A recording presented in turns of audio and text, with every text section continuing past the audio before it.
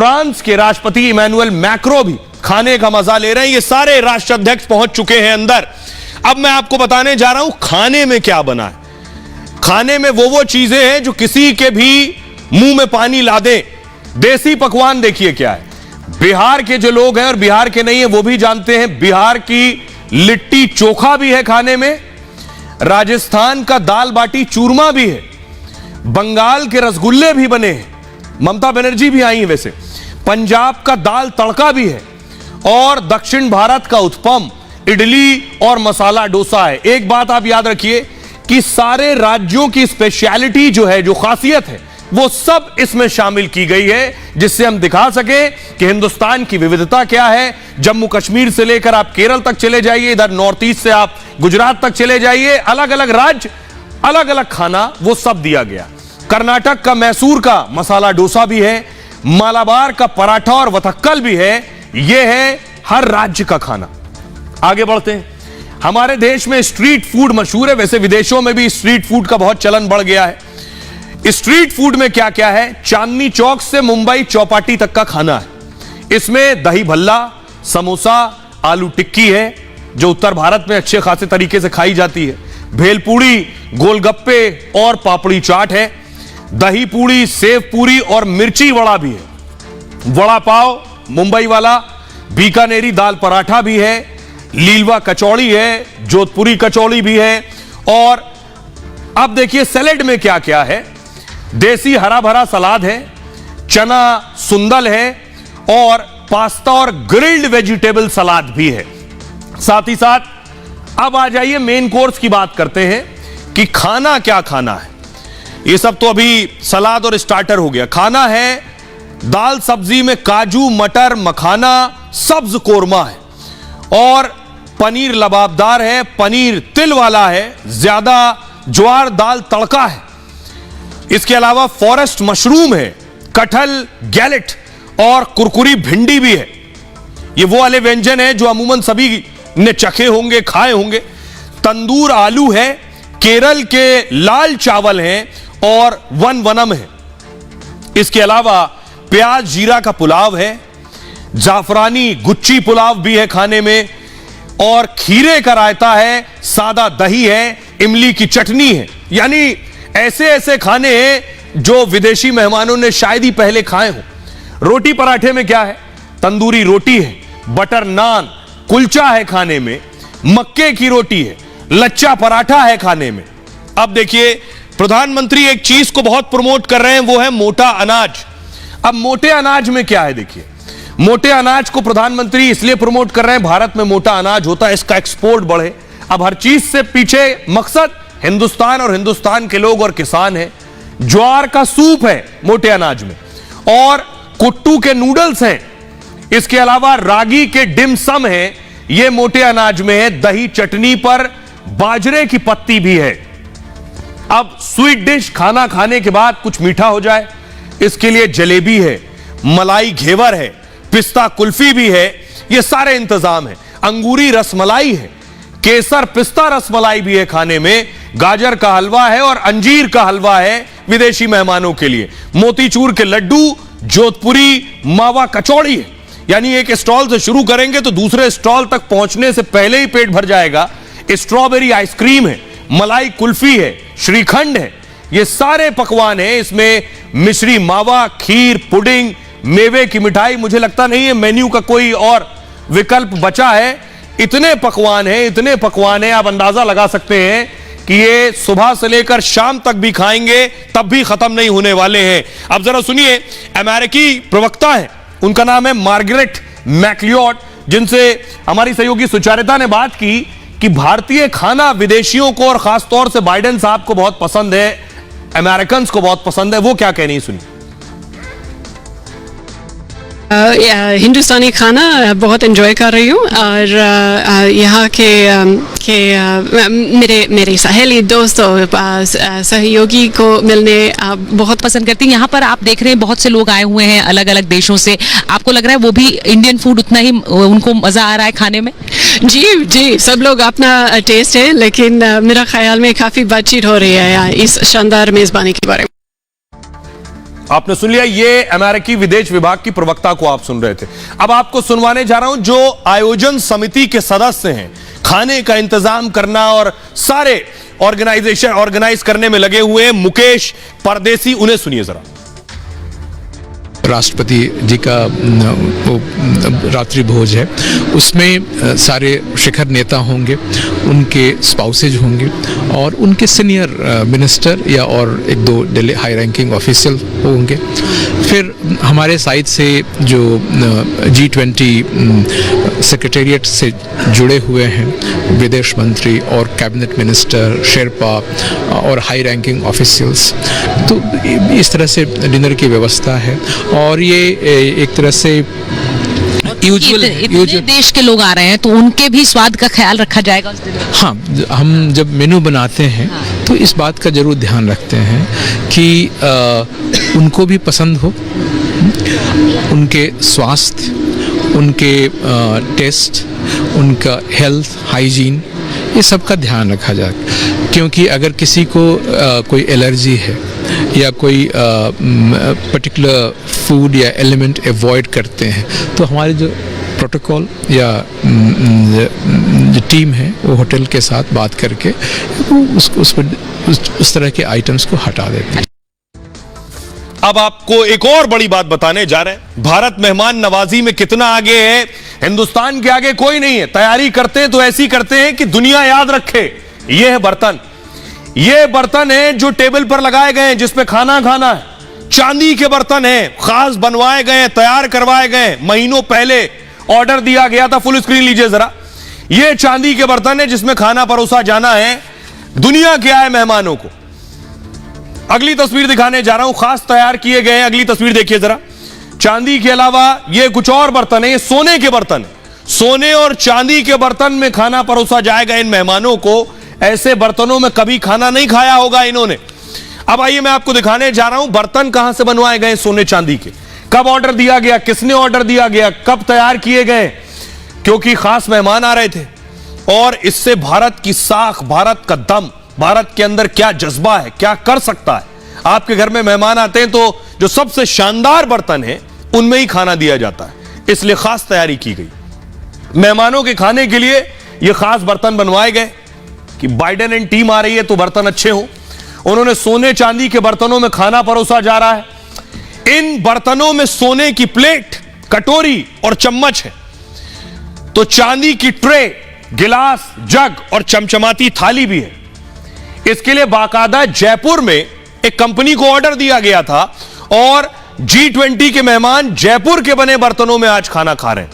जयपुर में से 15,000 सोने चांदी के बर्तन पिछले हफ्ते ही मंगवा लिए गए थे दिल्ली। इन बर्तनों को 200 कारीगरों ने 50,000 घंटे में तैयार किया है। सोने चांदी के बर्तन में खाना परोसने की खास वजह है भारत की चमकदार संस्कृति और विरासत दिखाना भी है। जो पुराने घर हैं उनमें आज भी चलन है इस तरह के बर्तनों में खाना। हमारे यहां तांबे के बर्तनों में खाने का भी चलन है। भारत में पहले राजा महाराजाओं के लिए खास थाली हुआ करती थी, उन्हें भी सोने चांदी के बर्तनों में खाना परोसा जाता था। इसी तरह बाइडेन, सुनक जैसे नेताओं को भी खाना परोसा जा रहा है इन बर्तनों में। और आपको बताऊं, सोने चांदी के बर्तनों में खाना ज्यादा देर तक ताजा रहता है, मतलब इन बर्तनों में भारतीय भोजन का स्वाद और ज्यादा बढ़ जाएगा। हालत ये होगी इन नेताओं की जो विदेश से आए हैं भारतीय खाना खाकर कि उंगलियां चाटने लगेंगे खाना खाकर। सुनिए जरा, ये बर्तन कहां से बनवाए गए। जयपुर में जिस जगह पर हमारे सहयोगी अमरदीप उस जगह पर गए जहां ये बर्तन बनाए गए, जिन कारीगरों ने बनवाए उनसे बात की, सुनिए। दुनिया भर की नजरें भारत पर टिकी हुई हैं क्योंकि G20 की अध्यक्षता भारत कर रहा है। रिपब्लिक भारत ऐसा पहला चैनल है जो आपको उस जगह लेकर के आया है जहां पर तमाम दुनिया के शक्तिशाली लोग जिस टेबल पर बैठ कर खाना खाएंगे उनके लिए जो कटलरी सेट है, जिस थाली सेट है, उसको तैयार किया जा रहा है। यह एक्सक्लूसिव तस्वीरें आप देख सकते हैं उस फैक्ट्री से जहां पर हजारों की तादाद में, करीब 20 से 22 हजारों की तादाद में ये कटलरी सेट, चम्मच, फोक और थाली, कटोरी जो है वो बनाई जा रही है। यहाँ पे आप देखेंगे तो कटोरी जो है ये सिल्वर कटोरी है लेकिन इसमें गोल्ड जो है गोल्ड लुक दिया गया है। इस गोल्ड लुक को किस तरीके से फाइनल टच दिया जा रहा है, एक एक चीज को बारीकी से जांचा जा रहा है, परखा जा रहा है। यहाँ पे आप पॉलिशिंग होते हुए उन कटोरियों को देखेंगे जिनको अंतिम टच दिया जा रहा है। ये वो कटोरी है, आपको दिखाऊंगा, जिस पर ये डिजाइन जो है वो बहुत अच्छी सी बनाई गई है और ये सिल्वर की कटोरी है। सिल्वर की कटोरी के साथ में ये छोटी सी प्लेट आप यहाँ देखेंगे जो कि चटनी वगैरह के लिए सर्व करने के लिए होती है। तो ये वो बर्तन तैयार हो रहे हैं जो आज भारत मंडपम में लगे हैं, जिसमें बाइडेन, सुनक और सऊदी के प्रिंस बिन सलमान खाना खाने वाले हैं। अब बहुत से लोग ये कहेंगे कि खाना खिलाकर क्या होगा, तो बड़ी बात ये, बहुत से काम खाना खिलवा कर ही हो जाता है और इसको कहते हैं डिनर डिप्लोमेसी। ये नाम आपने सुना होगा, डिनर डिप्लोमेसी। दिल्ली में दुनिया का सबसे ताकतवर डिनर हो रहा है, यह कहा जाए तो बिल्कुल ठीक है। अब ये होगा क्या, बड़ी बात यह, जो खाना खा रहे हैं सोने चांदी के बर्तन में, इससे क्या होगा। भारत के G20 गाला डिनर पर दुनिया भर की नजर है। गाला डिनर, बड़े आयोजन में होने वाला जो रात्रि भोजन है, इसे कहते हैं गाला डिनर। विदेशी मेहमानों के स्वागत में मेजबान देश इसमें डिनर रखता है, यानी विदेशी मेहमान आए तो भारत मेजबान है, भारत ने डिनर रखा। गाला डिनर एक आम डिनर पार्टी भर नहीं होती है। डिनर के जरिए देश अपनी संस्कृति, अपनी विविधता दिखाता है। देश का राष्ट्रपति हो या प्रधानमंत्री हो, वही खाने का मेन्यू तय करता है कि खाने में क्या क्या बनेगा। वैसे G20 की डिनर पार्टी राष्ट्रपति द्रौपदी मुर्मू जी ने दी है, लेकिन खबर है कि डिनर में खाने की लिस्ट प्रधानमंत्री नरेंद्र मोदी ने तय की और इसमें देसी पकवान और स्ट्रीट फूड को ज्यादा महत्व दिया जाता है। डिनर में भारत के 400 से ज्यादा पकवान शामिल किए गए हैं। आपको बताऊं, सभी व्यंजन शाकाहारी हैं, शुद्ध वेजिटेरियन। साथ ही मोटे अनाज को भी शामिल किया गया है। बड़ी मीटिंग के बाद डिनर टेबल पर वर्ल्ड लीडर बैठते हैं, उनके बीच अनौपचारिक चर्चा यानी हंसी मजाक होता है। खाने की टेबल में कई बार बड़े बड़े मुद्दों पर सहज चर्चा हो जाती है, क्योंकि नेता जब ऑफिशियली मिलते हैं तो पहले से तैयार होता है बातचीत क्या करेंगे, लेकिन डिनर पर जब मिलते हैं तो हो सकता है बहुत कुछ और सोचते हो। डिनर पे खाने की टेबल पर मिलते हैं तो बहुत से वो मुद्दे जो जटिल हैं वो भी सुलझ जाते हैं। लजीज स्वाद खाने का होता है, खुशनुमा माहौल होता है, आसानी से सहमति बन जाती है। गोलगप्पे और चाट के साथ गंभीर मसले पर मजेदार बात हो सकती है।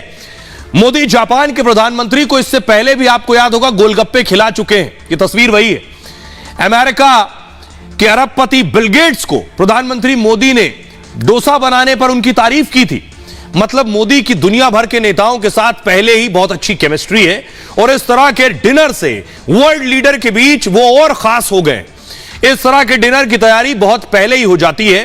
प्रोटोकॉल के तहत मंत्री और अधिकारी देखरेख में लगे रहते हैं, तय ये करते हैं कि किसी विदेशी मेहमान को कोई खास परेशानी ना हो, डिनर के दौरान खुशनुमा माहौल बना रहे और इसका जिम्मा खाने के साथ साथ नृत्य, संगीत, सांस्कृतिक कार्यक्रम भी होते हैं, जिससे भारत की पहचान और संस्कृति से भी तारुफ कराया जा सके। अब जरा सुनिए, ये जो डिनर कराया जा रहा है, इस डिनर डिप्लोमेसी से होगा क्या। पूर्व राजनयिक हैं अचल मल्होत्रा साहब और डिफेंस एक्सपर्ट प्रफुल्ल बख्शी, दोनों को सुनिए। पाकिस्तान का नाम लिए हुए पाकिस्तान के ऊपर तंज कसा गया है। इसी तरह से ये कहना कि जो इन्हें आतंकवादियों को हम यूएन की लिस्टिंग में करते हैं और उस पर कोई कंट्री किसी को रोड़ा नहीं अटकाना चाहिए, तो ये भी एक तरीके से चाइना को ही एडजस्ट किया गया है।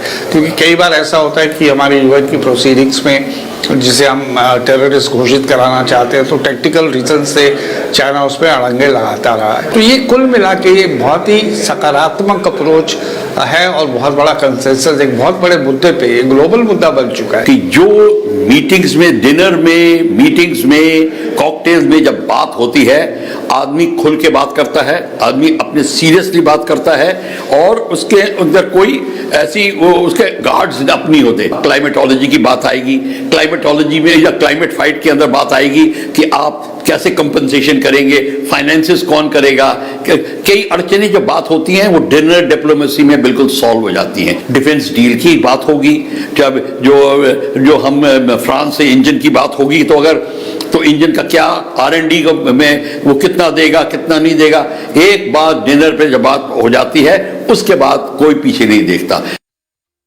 तो डिनर शुरू हो चुका है, पकवान सज चुका है, खाने की शुरुआत हो चुकी है, लेकिन खाना किसने बनाया है, वो कौन शेफ है जिन्होंने खाना बनाया है, ये मैं आपको बताऊंगा। लेकिन देखिए जरा खाना बनाने वाले शेफ कौन से हैं, ग्राफिक्स प्ले कीजिए प्लीज। ये आप देख रहे हैं, ये वो शेफ हैं जिन्होंने खाना बनाया है। इन सब के नाम भी आगे लिखे हैं। अजय चोपड़ा उधर कॉर्नर में आप देख रहे हैं, उनके बगल में कुणाल कपूर है और अनाहिता ढोडी। ये हैं जिन्होंने डिनर तैयार किया है विदेशी मेहमानों के लिए। सबसे पहले कुणाल कपूर के बारे में बताऊं, राष्ट्राध्यक्षों की पत्नियों के लिए खाना बना रहे हैं कुणाल कपूर। ये हैं कुणाल कपूर साहब, और कुणाल कपूर मशहूर भारतीय शेफ हैं, मास्टर शेफ इंडिया में मेजबानी कर चुके हैं और मास्टर शेफ इंडिया में मशहूर जज भी रहे हैं। खाना बनाने के साथ साथ पकाने की भी क्लास देंगे ये जो राष्ट्राध्यक्ष हैं उनकी पत्नियों को। अगला नाम है अनाहिता। अनाहिता ढोडी जो है खाना बनाने वाली 3 सदस्यीय टीम का हिस्सा है ये, और अनाहिता ढोडी दिल्ली के एक प्रसिद्ध शेफ भी है। आपको बताऊं, पारसी व्यंजन की विशेषज्ञ भी माना जाता है अनाहिता को। विश्व स्तर पर पारसी व्यंजनों को लोकप्रिय बना रही है अनाहिता। 3 सदस्यीय शेफ टीम का हिस्सा है अजय चोपड़ा। अजय चोपड़ा भी इस टीम में शामिल हैं, भारतीय प्रसिद्ध शेफ और रेस्टोरेंट सलाहकार है। साथ ही साथ भारत के साथ अंतर्राष्ट्रीय व्यंजनों के विशेषज्ञ भी हैं। ये मास्टर शेफ इंडिया सीजन 1 और 2 के होस्ट रह चुके हैं। 700 शेफ विदेशी मेहमानों का खाना बना रहे हैं और 400 से ज्यादा व्यंजन मेहमानों को परोसे जाएंगे इस दौरान। भारतीय व्यंजन के साथ ही विदेशी व्यंजन भी इसमें शामिल किए गए हैं।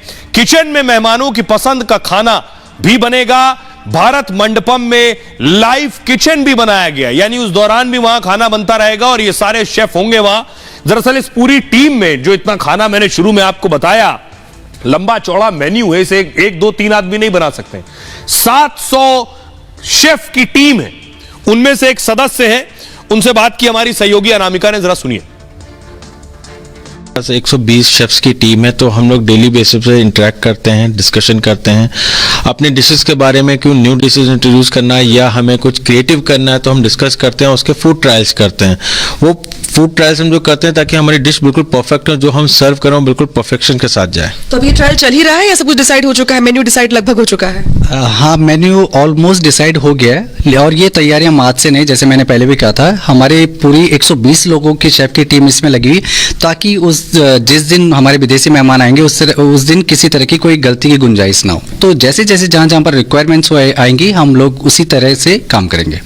जैसे कि विदेशी मेहमानों का फ्लेवर्स और उनकी लाइकिंग्स को ध्यान में रखते हुए और हमें उनको अपना इंडियन खाना भी खिलाना है, तो हमने उनका खाना और अपना खाना दोनों के फ्लेवर्स को मर्ज कर दिया। खाया, जैसे कहते हैं कि पहले आंखों से खाने को देखा जाता है और बाद में वो खाया जाता है, तो जो फर्स्ट इंप्रेशन है वो नजर आना चाहिए प्रेजेंटेशन में।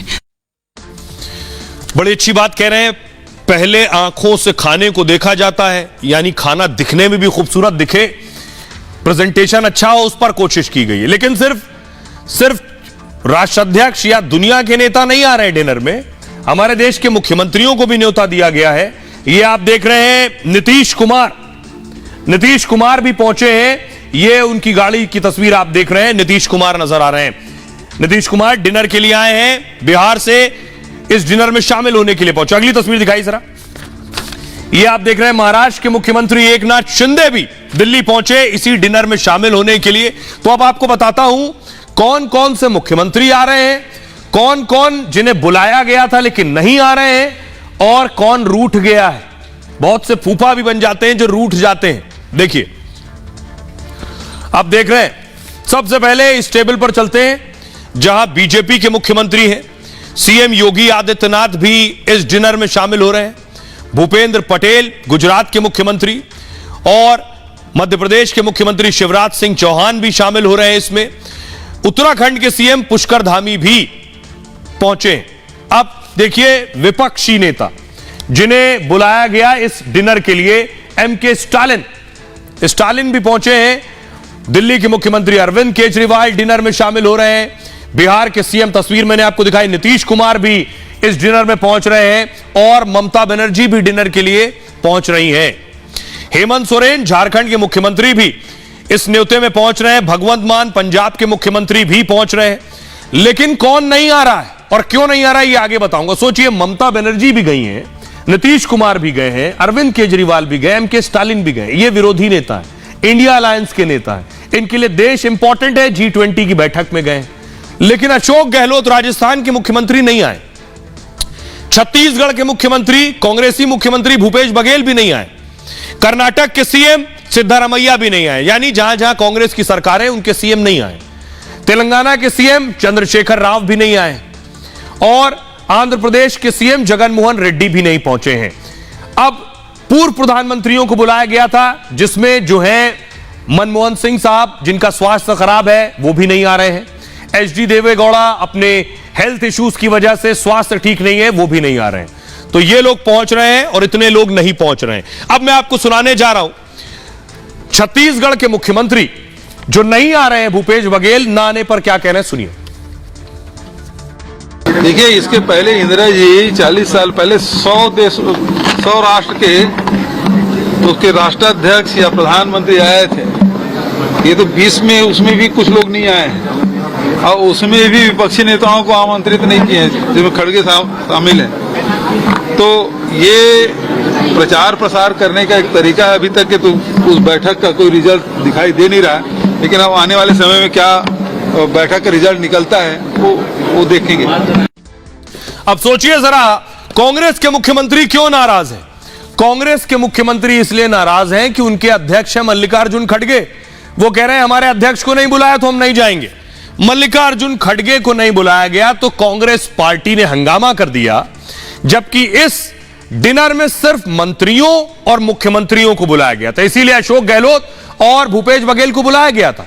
जेपी नड्डा को भी नहीं बुलाया गया, किसी राजनीतिक दल के नेता को नहीं बुलाया गया, न जेपी नड्डा को बुलाया गया, न अखिलेश यादव को बुलाया गया और इसीलिए ना ही मल्लिकार्जुन खड़गे को बुलाया गया। लेकिन कांग्रेस देखिए क्या हंगामा काट रही। कांग्रेस बवाल कर रही है कि हमें सम्मान नहीं दिया, हमारे अध्यक्ष को नहीं बुलाया, देश की दूसरी सबसे बड़ी पार्टी है, अपोजिशन पार्टी है, नहीं बुलाया। अब तस्वीर ही देख सकते हैं घर से जो नहीं आए हैं। कांग्रेस कह रही है खड़गे को ना बुलाने पर कांग्रेस का विरोध है। कहा है ऐसा वही संभव है जहां लोकतंत्र नहीं है। विपक्ष के नेता को ना बुलाना तानाशाही है, कांग्रेस कह रही है। सरकार को असहमति का सम्मान करना चाहिए। खड़गे के ना बुलाने का पर विरोध, लेकिन कांग्रेस के सीएम न्योते पर भी नहीं आए। बड़ी बात यह है कि खड़गे साहब को नहीं बुलाया गया तो नहीं आए, लेकिन इस पर नाराज हैं। लेकिन जिन मुख्यमंत्री को बुलाया गया वो भी नहीं आए। गहलोत बघेल ने कहा है कि दिल्ली में पाबंदी की वजह से नहीं आए। वो कह रहे हैं दिल्ली में विमान नहीं उतर सकता इसलिए नहीं आए हैं, हमारे विमान और हेलीकॉप्टर को मंजूरी नहीं मिली। सवाल यह है कि फिर योगी आदित्यनाथ और शिवराज सिंह चौहान, ममता बनर्जी, ये सब कैसे आए यहां? बीजेपी कह रही G20 पर पूरे देश के लिए गौरव और इतिहास का क्षण है। G20 भारतीय लोकतंत्र का यह सबसे बड़ा आयोजन है, इसमें किसी पार्टी अध्यक्ष को न्योता नहीं दिया गया है और बीजेपी अध्यक्ष जेपी नड्डा को भी न्योता नहीं दिया गया है। सभी राज्य के मुख्यमंत्रियों को ही निमंत्रण दिया गया था। गृह मंत्रालय ने कहा मुख्यमंत्रियों के विमान पर कोई रोक नहीं थी, सिर्फ कांग्रेस के सीएम के लिए कैसे पाबंदी हो सकती है भला? नीतीश और हेमंत सोरेन पाबंदी के बाद भी कैसे आ गए? फिर बीजेपी ये बात कह रही, सुनिए बीजेपी के नेता मुख्तार अब्बास नकवी क्या कह रहे हैं। तो राहुल गांधी ने कहा कि जो डिनर हो रहा है कम से कम उसमें राष्ट्रीय कांग्रेस के जो अध्यक्ष है खड़गे उनको बुलाना चाहिए था कि किसी तरह से जो इतने बड़े सम्मेलन। देखिए एक चीज बताया, अभी तो वो डिनर जो है वो भारत के लोग जो है सम्मान कर रहे हैं, ये विदेश में बैठ करके भारत का अपमान में करने में लगे हुए हैं। और ये जो चंडाल चौकड़ी है इसकी धमा चौकड़ी जो है वो हमेशा तब शुरू होती है जब देश की धाक धवल पड़ती है। अब आइए आपको बताता हूं, खड़गे जी को नहीं बुलाया गया, बहुत नाराज है कांग्रेस पार्टी, नाराज है। राहुल गांधी विदेश में थे, राहुल गांधी विदेश से कह रहे हैं मेरे नेता को नहीं बुलाया, लेकिन बड़ा दिलचस्प है खड़गे को नहीं बुलाया तो हंगामा हो गया। लेकिन आप याद करिए बीजेपी कह रही है, विरोधी कह रहे हैं 15 अगस्त आपको याद है प्रधानमंत्री नरेंद्र मोदी 15 अगस्त पर पहुंचे, देश के बड़े बड़े नेता 15 अगस्त पर पहुंचे, लेकिन खड़गे जी 15 अगस्त पर नहीं पहुंचे। देश का जो सबसे बड़ा पर्व है, अगली तस्वीर दिखाइए, खड़गे जी की कुर्सी खाली थी।